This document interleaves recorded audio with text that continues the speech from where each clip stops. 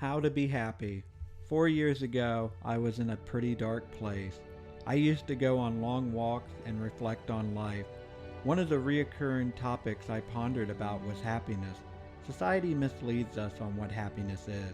Happiness can't be bought. Temporary happiness, yes. But a new car, new clothes, or a new phone just distracts us from our true thoughts and emotions. Happiness isn't achieved by going viral or a certain amount of likes on social media. Happiness is achieved by being you and living life fearlessly. This is how you achieve it. 1. Be passionate. Find something you really like. A musical band, a sports team, a film director, a lifestyle, a hobby. Whatever it is, it opens the door to meeting a community of like-minded people to fit in with. If you have something that brings you tremendous joy, then you're lucky. One of my passions is baseball. For the last 8 years, I've traveled across the United States visiting different major league ballparks. It has been one of the greatest journeys of my life so far. 2. Be kind. It costs nothing to be kind to people.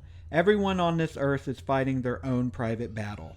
We are powerless to help everyone, but we do have the power to make someone's day just a little bit more bearable. A simple act of kindness can mean everything to someone. We all have the power to make or break someone's day. Always be kind. Amazing things happen when you're kind. Don't be someone's storm cloud, be someone's rainbow. 3. Be unique. Don't be afraid to swim against the current and be a contrarian in a world obsessed with being trendy and fitting in. Like, feel, dress, love, and act the way you want, even if you're the only one doing it. No one is remembered for being just like everyone else. Embrace your unique personality and don't be afraid or embarrassed by it. Let your personality shine and be the best part of you. 4. Be helpful. Always be there for people because when you're there for them, they'll be there for you. You don't have to solve people's problems, just be there to lend an ear or hand. 5. Be loving. The world is full of lonely people afraid to make the first move. So many people attempt to find love without first loving themselves. I used to always blame my dating failures on myself, but one day I realized we're all broken, afraid, and confused in one way or another. So many people are chasing an unrealistic view on love or someone who just doesn't feel the same way. Don't use dating as a way to avoid being lonely or as a distraction. It can be a soul-crushing journey finding love, but eventually we all find our person. Someone who loves us and accepts us for who we are, and we do the same for them. So just be you. These dating apps and our past failed relationships don't define who we are. Eventually someone will see what the others missed. 6. Be accepting of yourself. Be kind to yourself and accept your strengths and weaknesses. This is something I struggle with.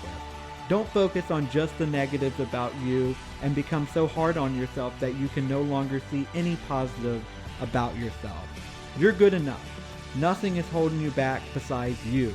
Let go of the doubt and self-hate and you're forever free. 7. Be bold. Take risks. Do things out of your comfort zone because when you do, you learn incredible things about yourself and the world around you. Follow these 7 steps and you'll be laying the foundation for a happier you. Put down the self-help books and go live life. Life experiences, good and bad, successful and complete failure shape us into who we are as humans.